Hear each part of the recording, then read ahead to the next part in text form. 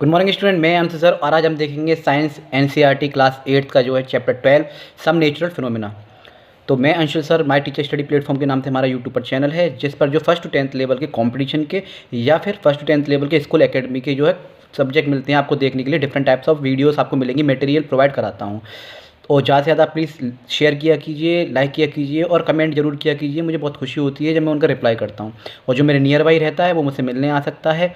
और इसके साथ साथ जो बच्चा 8th क्लास में पढ़ रहा है वो तो इस चैप्टर को देख ही सकता है। इसके साथ साथ उन बच्चों के लिए भी बहुत ज़्यादा इंपॉर्टेंट क्लास है जो कि एएमयू जीएमआई की तैयारी कर रहा है क्लास 9th की, या फिर किसी भी कंपटीशन में वो बैठा हुआ है जिसमें 6th 7th 8th की जो है एनसीईआरटी आती है।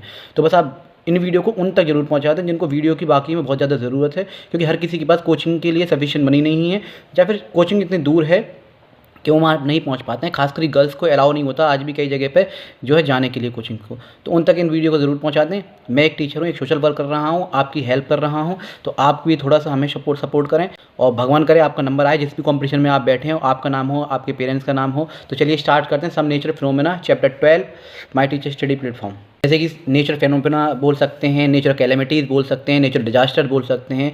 एक ऐसे फिनोमेना जैसे कि आपको दिख रहे होंगे इमेज में, लाइटनिंग हो गया, ठीक है, फ्लड हो गया, अर्थक्वेक हो गया, वॉल्केनो इरप्शन हो गया। ये सब ह्यूमंस के हाथ में नहीं होते। हम जो है इसमें कोई भी हस्तक्षेप नहीं कर सकते, हम इन्हें रोक नहीं सकते। हाँ, कुछ प्रिकॉशंस जरूर अपना सकते हैं इनसे बचने के लिए। वेदर फॉरकास्टिंग से हमें जो इन्फॉर्मेशन मिलती है कि इधर कोई नेचर कैलेमिटी होने वाली है तो वहाँ से हम दूर जा सकते हैं उस जगह से। बचाव जरूर कर सकते हैं लेकिन हम इन्हें रोक नहीं सकते। लेकिन इस टाइम ऐसा हो गया है कि हम खुद इन्वॉल्व हो गए हैं नेचुरल कैलेमिटीज़ को लाने के लिए। जैसे कि हम इन्वायरमेंट को पॉल्यूट कर रहे हैं, डिफॉरेस्टेशन कर रहे हैं, पेड़ों को काट रहे हैं, जिसकी वजह से सॉइल इरोजन हो रहा है। तो पानी इधर उधर जो है सॉइल इरोजन की वजह से क्या है, मिट्टी कट रही है, बाढ़ आने की संभावना है। और वाटर पॉल्यूशन कर रहे हैं, ग्लोबल वार्मिंग बढ़ रही है। तो इससे क्या है, डायरेक्टली इनडायरेक्टली ओजन डिप्लीट हो रहा है। इससे क्या है, डायरेक्टली इनडायरेक्टली जो नेचुरल कैलेमिटीज़ आनी ही आनी है। ड्राफ्ट वगैरह, पानी हम बेफालतू में अननेसेसरी यूज़ कर रहे हैं, तो ड्राफ्ट सूखा की जो है आपको देखने को मिल सकती है आने वाले समय में, जो पानी भी ना मिले। पता है हमें 2% पानी है फ्रेश वाटर, बस वो भी अंडरग्राउंड वाटर है और कुछ जो है ग्लेशियर्स में जमा हुआ है। तो अब जो हम खुद जो है इन्वॉल्व हो रहे हैं, पहले नेचुरल कैलेमिटीज़ आती थी वाई नेचर, लेकिन अब हमने एनवायरनमेंट को इतना ख़राब कर रहे हैं धीरे धीरे करके कि खुद नेचुरल कैलेमिटीज़ जो हमारी वजह से ही आना शुरू हो जाएंगी। तो कोशिश कीजिए, अभी टाइम है कि जो है सब कुछ ठीक हो जाए। इन्वायरमेंट को पॉल्यूशन फ्री रखें, इको फ्रेंडली रखें, डिफॉरेस्टेशन ना करें, ज़्यादा से ज़्यादा पेड़ पौधे लगाएं, रिफॉरेस्टेशन करें, एफॉरेस्टेशन करें, और ज़्यादा से ज़्यादा आप अपने इन्वायरमेंट को क्लीन रखें, वाटर का यूज़ ठीक से करें। बाकी नेचुरल कैलेमिटी से जिसकी आई है उसको जाना है। हाँ, हम जो प्रिकॉशंस अपना सकते हैं तो जो नेचुरल कैलेमिटी से बचने के लिए बहुत सारे नेचुरल कैलेमिटी से हम बच सकते हैं, बचा जा सकता है अगर हम सुधार कर लें। लेकिन कुछ कैलेमिटीज़ ऐसी हैं जैसे लाइटनिंग, बिजली का गिरना, ठीक है, बिजली कड़कती है जब बारिश मौसम होता है, और उसके अलावा अर्थक्वेक, वो टेक्टोनिक प्लेट्स की शेकिंग की वजह से होता है। तो इनको ही हम इस चैप्टर में पढ़ेंगे डीपली, क्योंकि इनको जो है हम जो है किसी भी तरह से रोक नहीं सकते। ये जो है नेचुरली होती हैं, तो इनके बारे में इस चैप्टर में हम पढ़ेंगे। तो चलिए स्टार्ट करते हैं। जैसे कि आपको ये दिख रहा है, देखिए किस तरह से जो है लाइटनिंग होती है, इन सब के बारे में पढ़ेंगे हम।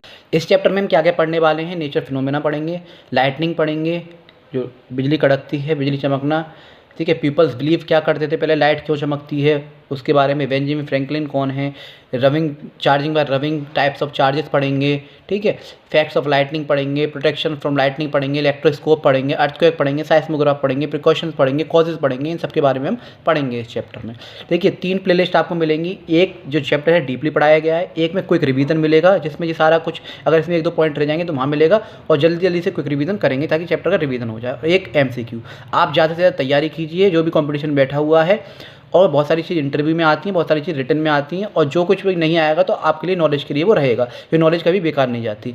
शेयरिंग इज केयरिंग, ज्ञान बांटने से बढ़ता है। मैं कोशिश कर रहा हूँ बांटने की, आप भी आगे बढ़ाइए। पहला पढ़ते हैं हम नेचुरल फिनोमेना, प्राकृतिक घटनाएं। और बाइलिंगुअल क्लासेस है, हिंदी मीडियम इंग्लिश मीडियम दोनों के लिए ही फ़ायदेमंद है, आप आराम से इंजॉय कर सकते हैं। देखिए, a natural phenomena is non artificial event in the physical sense, therefore not produced by human. ये हमारे द्वारा जो है प्रोड्यूस नहीं होते, ये जो है अपने आप ही जो क्या होते हैं, नॉन आर्टिफिशियल होते हैं, अपने आप ही नेचर के द्वारा जो है होते हैं। सम कॉमन एग्जाम्पल है नेचर फिनोमेना के, वॉल्केनो इरप्शन है, वेदर का चेंज होना, ठीक है, अर्थक्वेक, सुनामी, साइक्लोन, बहुत सारे हैं। Natural phenomena such as rains are relatively harmless so far humans are concerned. A natural phenomena is not man made event नहीं होता है। एग्जांपल इंक्लूड सनराइज हो गया, वेदर, बायोलॉजिकल प्रोसेस हो गया, फिजिकल प्रोसेस हो गया, टाइडल फ्लो हो गई, and include natural disaster such as electromagnetic pulses, volcanic eruption, earthquake. बहुत सारी ऐसी क्या है घटनाएं हैं जो मैन मेड नहीं होती। जैसे वेदर का अचानक से चेंज हो जाना, वो हमारे हाथ में नहीं होता। कभी सनी होता है, कभी क्लाउडी, कभी स्नोई, कभी रेनी, कभी विंडी, कभी आइसी। अलग अलग पूरे वर्ल्ड में अलग अलग इन्वायरमेंट है, अलग अलग हैबिटेट है, अलग अलग एडेप्टेशन है, और अलग अलग तरह के आपको वेदर और जो है सीजन देखने को मिलेंगे। तो वो चीज़ हमारे हाथ में नहीं होती, वो सब इन्वायरमेंट के हाथ में होती हैं। हाँ, हमारी एक्टिविटी की वजह से जो है वो चेंजेस जरूर हो रहे हैं उसमें। Now we are going to know about the lightning. तो चलिए हम जो बिजली के बारे में पढ़ते हैं कि बिजली ये कड़कती कैसे है, कैसे चमकती है, कैसे हमें दिखाई देती है। लाइटनिंग क्या है? Lightning is a very quick electrical discharge होता है that occur between a cloud और अर्थ के बीच में, जो ग्राउंड होता है हमारा उसके बीच में होता है, बिटवीन टू क्लाउड्स और with in a cloud. Cloud में भी आपस में डिस्चार्ज हो रहा है और ग्राउंड और क्लाउड में भी। Lightning is also called as an electric spark बोल सकते हैं, but on a huge scale, लेकिन बहुत ह्यूज स्केल पे होता है। जैसे कि मान लीजिए आपने कभी बोर्ड में स्विच लगाया हो और उस पर जो हैवी लोड पड़ गया हो, फ्रिज, टीवी वगैरह बहुत सारी चीज़ें एक साथ आपने लगा दी हो, चला दी हो, लोड पड़ जाए तो उसमें क्या होता है, वो जल जाता है। स्विच जो होता है क्या होता है, स्पार्क हो जाता है। या फिर अपने आसपास कभी खंभों पे आपने बिजली स्पार्क होते हुए देखी होगी, उसमें आग लग जाती है। तो वो तो छोटा एग्जाम्पल है। ये बहुत ह्यूज, बहुत बड़े रूप में जो है, पैमाने पे जो है लाइटनिंग जो है स्पार्क होती है। It is a strikes of bright light and sound caused by electric discharge between a cloud and earth और बिटवीन डिफरेंट क्लाउड्स। आपस में जो क्लाउड होते हैं उनमें और जो है और ग्राउंड और अर्थ के बीच में डिस्चार्ज होते हैं। तो लाइटनिंग प्रोड्यूस कैसे होती है इसके बारे में हम पढ़ते हैं। देखिए समझिए, चार्जेस होते हैं टू टाइप्स के, प्लस और माइनस। अभी आप इतना समझिए, प्लस माइनस पहले हम 7th क्लास में पढ़ चुके हैं और आपको पता भी होगा। सेम टाइप के चार्जेस जो होते हैं वो क्या करते हैं, आपस में क्या करते हैं, रिपेल करते हैं, भागते हैं एक दूसरे से। लेकिन अलग अलग चार्जेस जब होंगे तो वो क्या करेंगे, आपस में अट्रैक्ट करेंगे। तो जब क्लाउड जब फॉर्म होते हैं तो सारे नेगेटिव चार्जेस क्या होते हैं, लोअर में जो है लेयर में आ जाते हैं क्लाउड के, और पॉजिटिव चार्ज ऊपर चले जाते हैं। अब ये क्यों होता है साइंटिफिकली ये किसी को नहीं पता है, बस इतना पता है कि नेगेटिव चार्जेस नीचे की तरफ आ जाते हैं क्लाउड्स के, और पॉजिटिव चार्ज ऊपर की तरफ आ जाते हैं। अब क्या होता है, जब क्लाउड आपस में टकराते हैं, साथ के साथ जो है ग्राउंड से बहुत तेज ब्लो हवा चलती है, बहुत तेज़ी से। तो आंधी तूफान जब आता है बहुत तेज हवा चलती है, नीचे से पॉजिटिव चार्ज ऊपर की तरफ जाते हैं, और क्लाउड के क्या है, नेगेटिव चार्जेस है नीचे। तो इधर की तरफ से पॉजिटिव चार्ज ऊपर जा रहे हैं, उधर की तरफ से नेगेटिव चार्ज जो है क्या कर रहे हैं, एक दूसरे को अट्रैक्ट कर रहे हैं। तो पॉजिटिव नेगेटिव अट्रैक्ट करते हैं। तो जब पॉजिटिव नेगेटिव चार्जेस से एक दूसरे से अट्रैक्ट करते हैं तो क्या होता है, एक स्पार्क होता है। ये तो हो गया एक चार्ज के बारे में। जब बहुत हजारियों जो है चार्जेस एक साथ करेंगे तो क्या होगा, एक स्पार्क पैदा होगा। और क्लाउड में भी आपस में प्लस नेगेटिव और पॉजिटिव चार्ज स्पार्क करते हैं, और साथ के साथ ग्राउंड के साथ भी जो है पॉजिटिव और नेगेटिव चार्ज क्या करते हैं, अट्रैक्ट करते हैं। तो उसकी वजह से आपको स्पार्किंग दिखाई देती है, साथ के साथ साउंड सुनाई देता है। अब घर पर अगर स्पार्क हो जाए तो अच्छा छोटी सी आवाज़ आती है। सोचिए ह्यूज ये होता है, ह्यूज अमाउंट में बहुत तेज़ी से, बहुत तेज़ हवा चलती है, नीचे से पॉजिटिव चार्ज, ऊपर से नेगेटिव चार्ज एक दूसरे को अट्रैक्ट कर रहे हैं। बादल में भी अट्रैक्ट हो रहे हैं एक दूसरे के साथ, नेगेटिव और पॉजिटिव चार्ज। तो इस तरह से क्या होता है, लाइटनिंग प्रोड्यूस होती है ड्यू टू द चार्जेस। तो पॉजिटिव चार्जेस और नेगेटिव चार्जेस क्या करते हैं, एक दूसरे को अट्रैक्ट करते हैं उसकी वजह से। तो अब ये समझ में आ गया और लाइटनिंग कैसे प्रोड्यूस होती है। तो people believes on lightning and sparks. पहले के जो एंशियंट टाइम में, पुराने ज़माने में लोग क्या सोचते थे कि लाइटनिंग क्यों चमकती है, क्योंकि उन्हें पता तो था नहीं चार्जेस के बारे में, ठीक है ना। बुक थी ना, हम थे वहाँ पर बताने के लिए, ना आप थे क्योंकि आप पढ़ लिया, आपको टीचर ने पढ़ाया होगा। तो क्या था, कैसे बिलीव क्या था उनका, क्या धारणा रखते थे वो सोचते थे। In ancient time people did not understand the cause of sparks, उन्हें पता नहीं थी। तो दे वर देयरफॉर आफ्रेड ऑफ लाइटनिंग। तो वो लाइटनिंग से डरा करते थे। वो सोचते थे कि जो असुर होते हैं, जो राक्षस होते हैं और देवता होते हैं, उनमें आपस में लड़ाई हो रही है, जिसकी वजह से लाइटनिंग क्या हो रही है, प्रोड्यूस हो रही है। या फिर देवता वगैरह जो हमारे भगवान जो है हमसे नाराज हैं, जिसकी वजह से क्या है, वो जो अपना प्रकोप दिखा रहे हैं। And thought that the word of God और evil spirits was striking them. But now of course we understand the lightning. अब हम समझ चुके हैं कि cause by the accumulation of charges का एक्यूमुलेशन होता है आपस में, पॉजिटिव नेगेटिव चार्जेस आपस में अट्रैक्ट करते हैं, ठीक है। उसकी वजह से क्या होता है क्लाउड में, उसकी वजह से जो लाइटनिंग हमें दिखाई देती है। याद रखिएगा, एक्यूमुलेशन ऑफ चार्जेस बोलते हैं इसे, जब ग्राउंड से जो ऊपर पॉजिटिव जाएंगे और क्लाउड से नेगेटिव आएंगे, और क्लाउड्स आपस में भी पॉजिटिव नेगेटिव जो क्या करते हैं, स्पार्क करते हैं, इसे हम कहते हैं accumulation of charges. The spark that the Greeks knew about. अब ग्रीक क्या सोचते थे, the ancient Greek 600 BC knew that when amber was rubbed with fur it attracts light objects such as hair जो 600 ईस्वी यूनानियों को पता था कि जब एम्बर को जो फर्श से जो रगड़ा जाता है, ठीक है, तो ये बालों जैसी हल्की वस्तुओं को जो आकर्षित कर लेता है। ये हमें पता है, आपने एनसीईआरटी में कुछ एक्टिविटी भी दे रखी हैं, आप उसमें देख सकते हैं। You might have also seen that your hair is attracted by cloth of your dress. If you are take off this cloth in dark you can even see the spark, हम देख सकते हैं उसमें, and can even hear the crackling of sound. हम बहुत देर से किसी भी चीज़ को रब करें ना इस तरह से, तो इसमें भी कपड़ों में क्या होता है, स्पार्कलिंग सी नज़र आती है, आपने देखा भी होगा। बहुत देर अगर हम कहीं लेटे रहें तो हमारी बॉडी क्या हो जाती है, चार्ज हो जाती है। तो हम जैसे उठें जब एकदम चटपट सी आवाज़ आती है।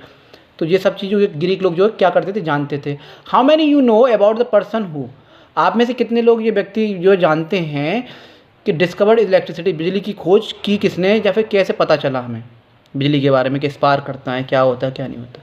तो वो थे scientist Benjamin Franklin.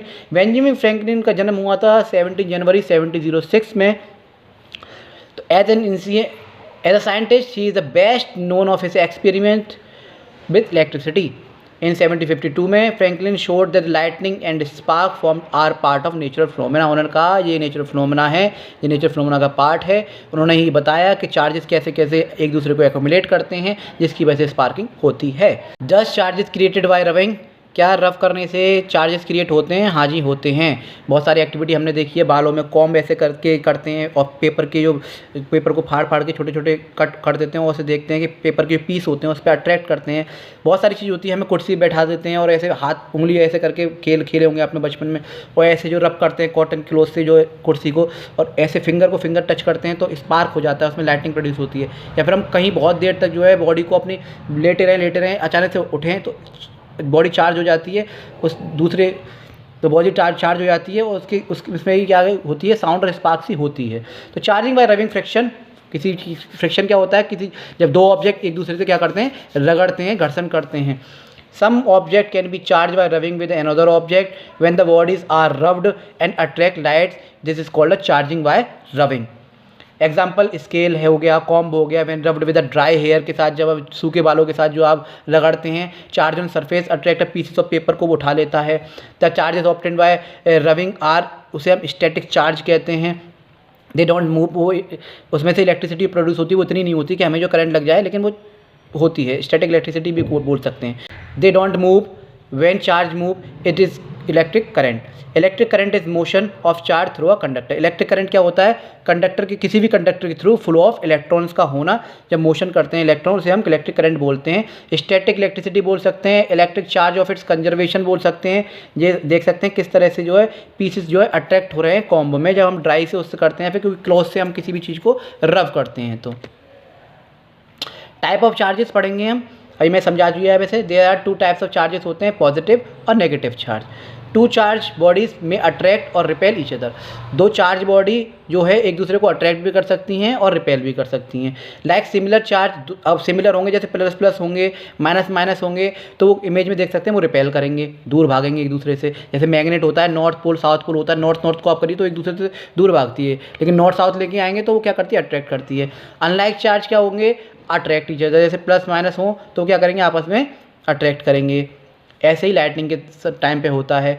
So let's you know about the interaction of charges के बारे में हम पढ़ चुके हैं। तो आइए कुछ जो है एक्टिविटीज़ जो हम देखते हैं।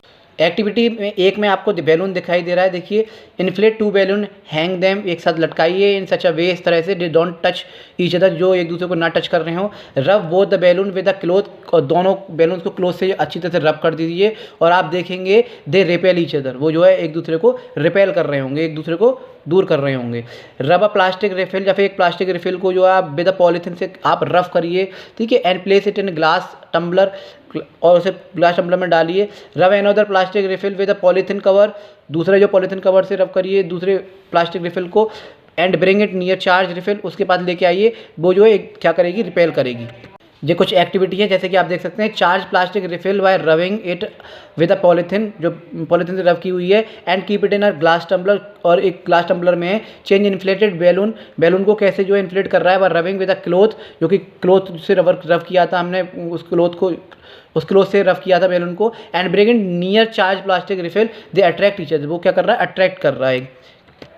अब हम पढ़ेंगे इलेक्ट्रोस्कोप। इलेक्ट्रोस्कोप क्या होता है, जो चार्जेस जो होते हैं ना, उन्हें देखने के काम में आता है। An electroscope is a device use होता है to test whether an object is having electric charge और नॉट, कि उसमें इलेक्ट्रिक चार्ज जो है भी या नहीं।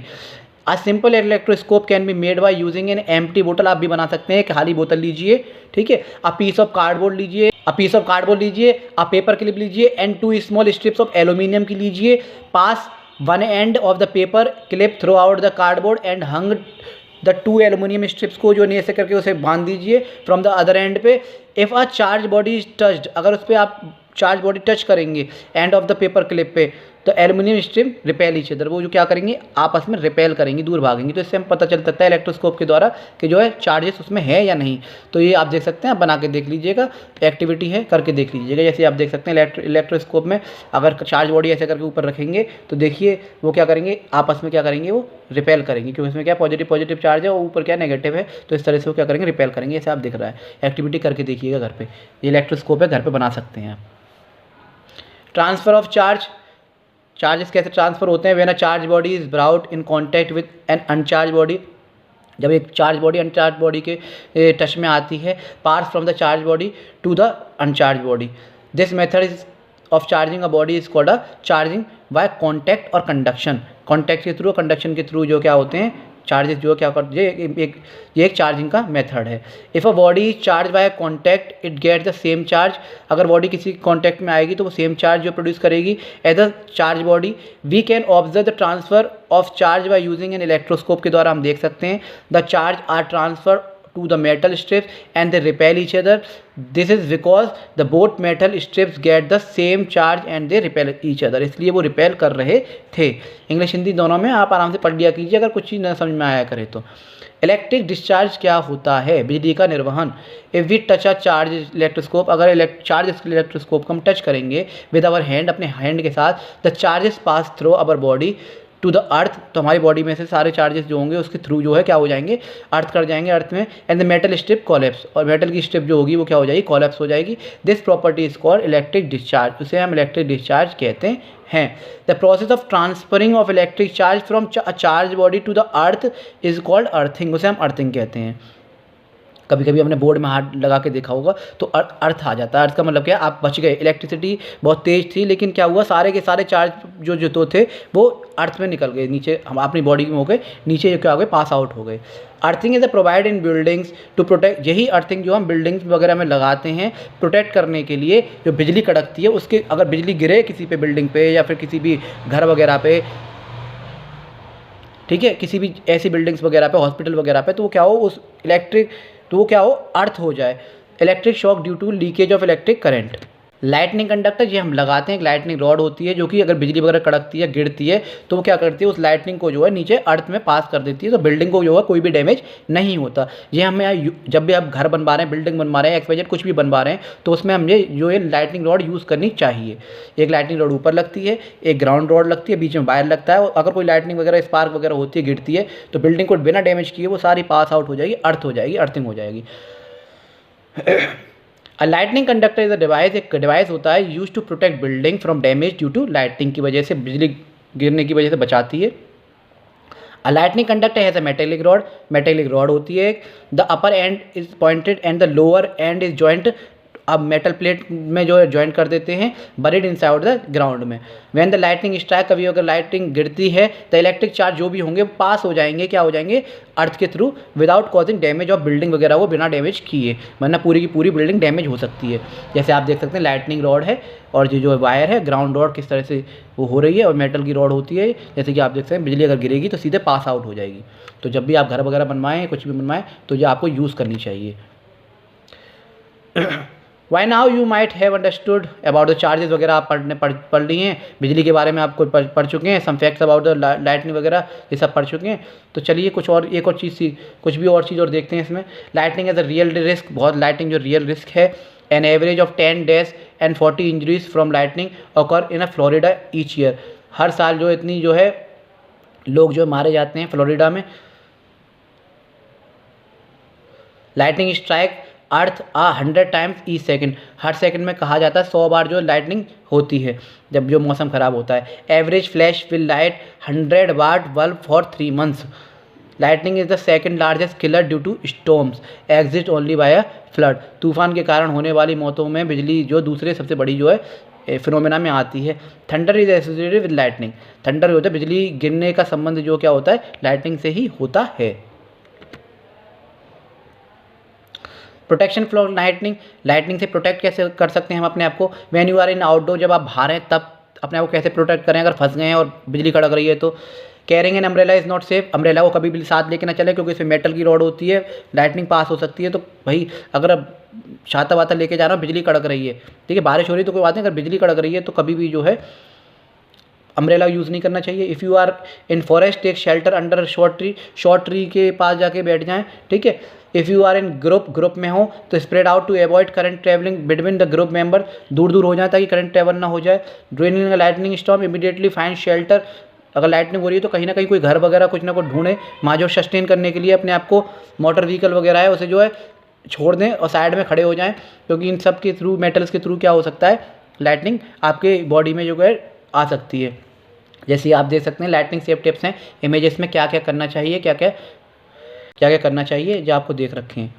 When you are in indoor, जब आप घर में हो और लाइटनिंग जो हो रही हो तो क्या करना चाहिए। डोंट टच इलेक्ट्रिकल इक्विपमेंट, इस टाइम जो स्विच वगैरह इलेक्ट्रिकल इक्विपमेंट, इलेक्ट्रिकल अप्लायंसेस को टच नहीं करना चाहिए, जैसे टीवी हो गया, कॉर्ड हो गए, ठीक है, क्योंकि इनमें क्या होता है कभी कभी अर्थिंग आ जाती है। Stay off cord phones, you can use cellular phones और कॉर्डलेस फ़ोन को यूज़ करना चाहिए।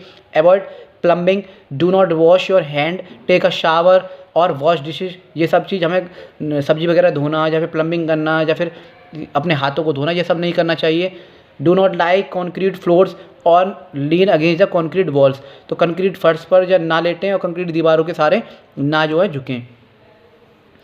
तो ये सब है लाइटनिंग सेफ टिप्स हैं, ये सब हमें क्या करना चाहिए, नहीं करना चाहिए, क्योंकि अर्थिंग आ सकती है तो उसके थ्रू जो है हमारी जान जा सकती है।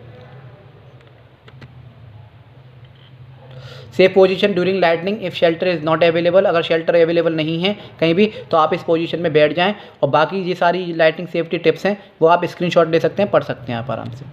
तो अभी तक हमने पढ़ा लाइटनिंग के बारे में, चार्जेस के बारे में, कैसे बचना चाहिए, घर में है तो बाहर कैसे बचना चाहिए, कैसे स्पार्क होती है, कैसे लाइटनिंग बनती है और किसने बताया था बेंजामिन फ्रैंकलिन के बारे में, ठीक है।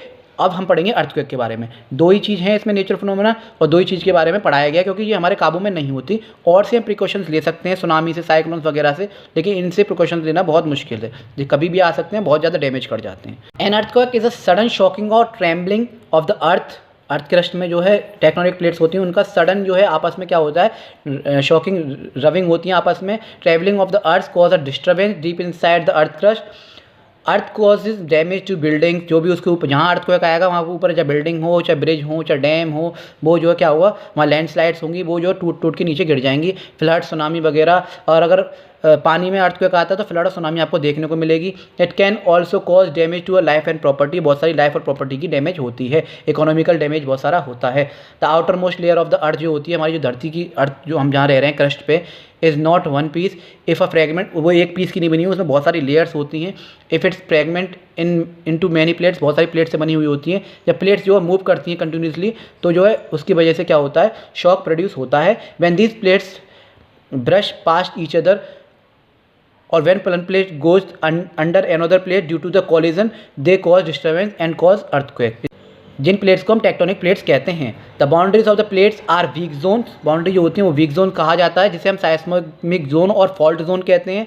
Earthquake often occur in the seismic zone, earthquake जो आता है उन्हीं साइस्मिक जोन से आता है।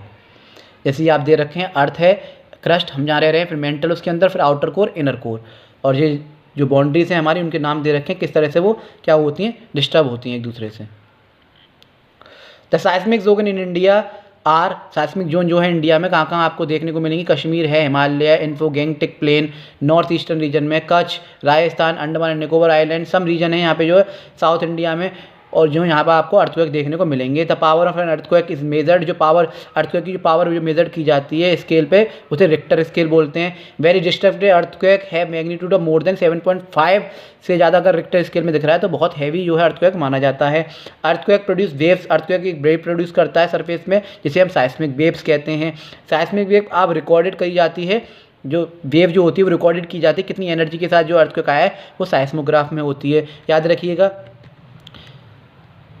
साइस्मिक हैजार्ड मैप में देख रखते हैं आप जो है कौन कौन से कितने कितने एरिया है, डेंजर जोन कौन सा है।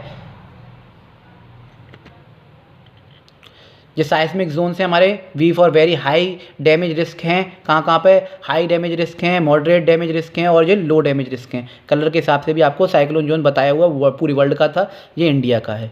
अब बात आती है प्रोटेक्शन कैसे करें अपने आप को अर्थक्वेक से। The building in the seismic zone, जो साइस्मिक जोन के आसपास जो बिल्डिंग्स हैं शुड बी डिज़ाइन सच, उन एरिया में बिल्डिंग इस तरह से बनाई जानी चाहिए such that they can withstand tremors due to the earthquake, तो भूकंप के कारण होने वाले झटकों को झेल सके। मटेरियल लाइक मड हो गया, वुड हो गया, लाइट रूफ हो गई, हल्की छत हो गई, इंस्टेड हैवी मटेरियल को ना यूज़ करके हल्का मटेरियल यूज़ करना चाहिए। Heavy object like cupboard, water heater should not be fixed on the walls, ये वॉल्स पे फिक्स नहीं करने चाहिए। All the building should have fire fighting equipment वगैरह इनमें होना चाहिए। If you are at home, अगर आप घर पे हैं तो क्या बचाव करें भूकंप से। Take a shelter under table, एक बहुत ऐसी टेबल हो जो बहुत मजबूत हो, अगर गलती से रूफ या कुछ भी आपके ऊपर गिरे तो टेबल जो है आपको बचा ले, उसके नीचे हमें छुप जाना चाहिए। If you are in bed में हो, डू नॉट गेट अप, आप बेड पर हो तो अपने आप को प्रोटेक्ट करें पिलो से। Stay away from tall and heavy object से दूर रहें, stay away from tall and heavy object से दूर रहें, बीच में फॉल ऑन यू, क्योंकि वो आपके ऊपर गिर सकते हैं। आउटडोर, अगर आप बाहर हैं तो क्या करें, find an open area, open area में चले जाएं, बिल्डिंग ना हो, ट्रीज ना हो, पावर लाइन्स वगैरह हो ना हो, ग्राउंड पे कहीं पता चली ग्राउंड एरिया में चले गए खुले में, ऊपर तार जा रहे थे वही गिर गया, तो ऐसे एरिया यहाँ पे ये सब चीज़ ना हो। If you are in car और बस में हो, ask the driver to slow down, से धीरे करवा लें, and don't get out till the tremors stop, जब तक जो है अर्थक्वेक वगैरह ना जाए उससे ना निकलें। साइस्मोग्राफ क्या होता है, साइस्मोग्राफ होता है जिससे हम जो है रिकॉर्ड करते हैं साइस्मिक वेव को। Earthquake generate seismic wave which can be detected with a sensitive instrument called seismograph. Advances in seismograph technology have increased, अब जो इंक्रीज हो गई है our understanding of both earthquake and earth itself. Perhaps the earliest seismograph was invented in China में बनाया गया था AD 136 में, by man name Chang Heng ने बनाया था, जो कि साइस्मोग्राफ को जो क्या करती थी, साइस्मोग्राफ जो साइस्मिक वेव को रिकॉर्ड किया करते थे, जो इस तरह के हुआ करते थे, आप देख सकते हैं। आप अगर कोई क्वेरी रह गई हो या कोई क्वेश्चन रह गया हो तो कमेंट बॉक्स में आप कमेंट कर दीजिएगा। मेरा वीडियो डिस्क्रिप्शन में नंबर दे रखा है, आप मुझसे बात कर सकते हैं। और साथ के साथ जो है कमेंट किया कीजिए, मुझे बहुत अच्छा लगता है मैं रिप्लाई करता हूँ, आप बात किया कीजिए मुझसे, और अपनी कोई भी क्वेरी हुआ करे तो पूछा कीजिए। भगवान करे मेरे स्टडी मटेरियल की वजह से आपका नंबर आए, आपका नाम हो, आपके पेरेंट्स का नाम हो, तो जो है बस आप ज़्यादा से ज़्यादा लाइक कीजिए, शेयर कीजिए, सब्सक्राइब कीजिए, और उन लोगों तक इन वीडियो को जरूर पहुँचा दिया कीजिए जिनको वाकई में इन वीडियोज़ की बहुत ज़्यादा ज़रूरत है। हो सकता है आप कोचिंग कर रहे हो, आपके पास सफिशिएंट मनी हो, लेकिन सारे ही बच्चे, सारे ही पेरेंट्स ऐसे नहीं हैं जिसके पास कोचिंग हो और सफिशिएंट मनी हो पढ़ाई के लिए, तो उन तक अगर पहुँचा देंगे तो फ्री ऑफ कॉस्ट उन्हें पढ़ने को मौका मिल जाएगा। तो मैं अंशु सर फिर मिलता हूँ आपसे नई वीडियो के साथ, नए कंसेप्ट के साथ। जब तक के लिए जय हिंद, जय भारत।